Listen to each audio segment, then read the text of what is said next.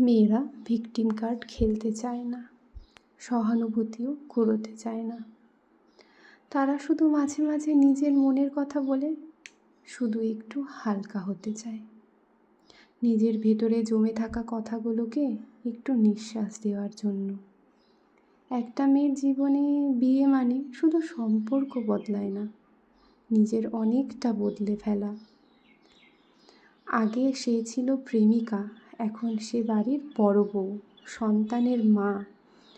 যে মেয়েটা একসময় রান্না করতে জানতো না, সে এখন অনেক মানুষের জন্য রান্না করে। হ্যাঁ, প্রথম প্রথম কষ্ট হতো, ভুলও হতো, মন খারাপও হতো, কিন্তু সে শিখে নিয়েছে, মানিয়ে নিয়েছে। যে মেয়েটা সামান্য কাজে হাঁপিয়ে উঠত, আজ সে বাইরের কাজ করে এসে আবার ঘরের দায়িত্ব সামলায়। প্রথমে খুব কঠিন লাগতো, শরীর আর মন দুটোই যেন ক্লান্ত হয়ে পড়ত, তবু ধীরে ধীরে অভ্যেস হয়ে যায়। যে মেয়েটা রাত জাগতে পারতো না, আজ সেই মেয়েটাই সন্তানের জন্য রাতের পর রাত জেগে কাটিয়ে দেয়। কারণ মা হওয়ার পর নিজের ক্লান্তির চেয়েও সন্তানের প্রয়োজনীয়তাটাই অনেক বড় হয়ে যায়।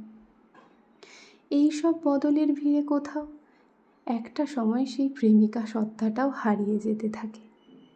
যে মানুষটা এক সময় তার গল্প শুনতে চাইতো, তার ছোট ছোট কথাতেও আগ্রহ দেখাতো, সেই মানুষটাও কখন যেন একটু একটু করে বদলে যায়। মেয়েরা তাই চুপচাপ সব কিছু সহ্য করে নিতে শেখে, সব সময় কাউকে কিছু বুঝতে দেয় না, হাসি মুখে নিজের দায়িত্বগুলো পালন করে। কিন্তু সেই নীরবতার ভিড়েও লুকিয়ে থাকে অনেক না বলা কথা, অনেক ক্লান্তি আর অসংখ্য ত্যাগ।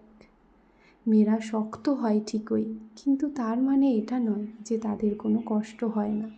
তারা শুধু কষ্টটাকে শব্দে নয়, দায়িত্বে আর ভালোবেসে ঢেকে রাখে।